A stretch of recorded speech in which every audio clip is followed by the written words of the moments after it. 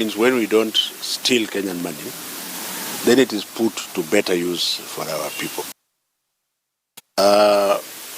Let me wish those candidates who are still seeing me before they go to the exam all the very best, and that they should run away from Satan.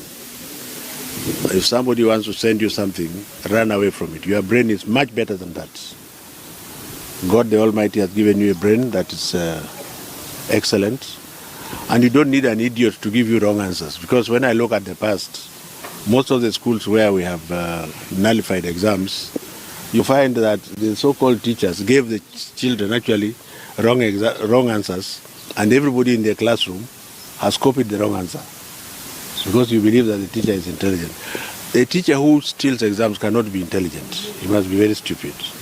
Because the teacher who steals exams, a normal teacher should basically identify whether or not his or her children are ready and according to the various levels. Otherwise, that's all I have for you this morning. We are going to continue. Our teams are all over the place, and we shall not have mercy. Like we are not going to have mercy. We are the people we have arrested. We are not going to have mercy for you. For this time round, because of our children, we shall be quasi-dictatorial. We must protect our children. Hata ukienda kotini, hiyo ni shauri yako. We shall protect our children because the children deserve to be given that space to do their exams. Any question? Are there any incidents, maybe examiners to be delivered chopper? Well, you know, Kenya is a very interesting country. We have several choppers, close to 10 of them.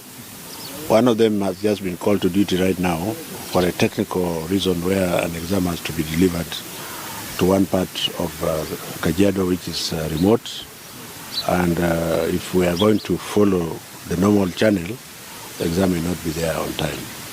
We also have Lamu here, if there is need for us to deliver exams by chopper, or some parts of Turkana, Northeastern. The government is ready and willing. And this is the price. I think it's a small price to pay for the Kenyan child whom we expect to be given an equal chance. So any child who gets a C or a D, and we should be proud of him.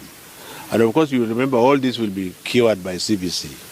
Because when I look at the data that we now have at NEC with the CBC, the children are being scored according to their abilities, and that the examination that will come later in the year shall only represent 40%. So by that time, we already know how the children are performing.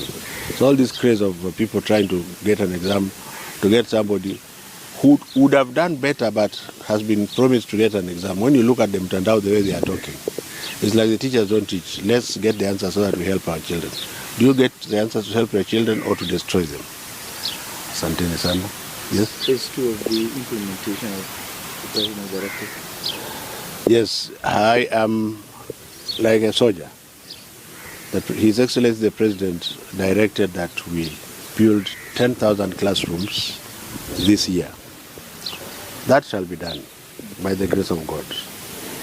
If we complete, you have just had me allowing my officers that I think we can contain, since we even have policemen in schools, we can contain the 18% of the work that is remaining to be completed. Because in the majority of the schools, they will not be there. Work is complete. So I'm hoping that by the first week of April, we shall have completed phase 1. But then we shall start to mark the exams. And we don't want, that's a very dangerous time where people can come and trade in the school. So the people must actually go away. As soon as the results are out, we shall start the phase 2 because the money is there. And it will be lighter because we already have the contractors. The contractors that have been delivered, we shall take them again. If you are not a thief, you don't have to worry. So the question that you have to go to procurement again, all the young boys across the country who have delivered, they will be called again to do more work.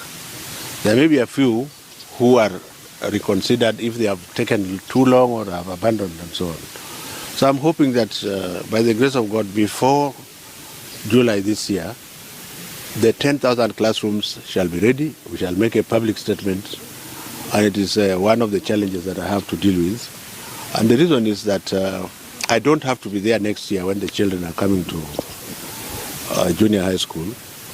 But I think I will have done my work during my time to ensure that the 10,000 classrooms are ready.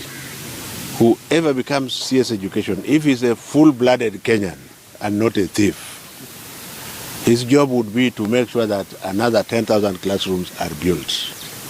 And then there would be no other issue about CBC. I think this is how it is. Asante sana.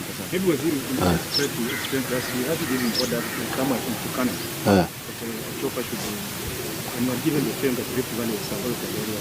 Was it an issue with security or an issue with the cost? There are certain things, my dearest brothers, that I'm not allowed to air in public. But I want to tell you that the government of the Republic of Kenya, through the Intelligence, Ministry of Interior, Ministry of Education and Ministry of ICT are in full control when there are issues, information that we get that we think should be dealt with. We are ready and mobile. We have helicopters on standby with pilots. So that pilot must already be airborne, and the exam will get where it is going before 8 o'clock. You know, there are certain things I can't say because even the crooks are listening. And I don't want to give them a hands up that this is how far we know they are.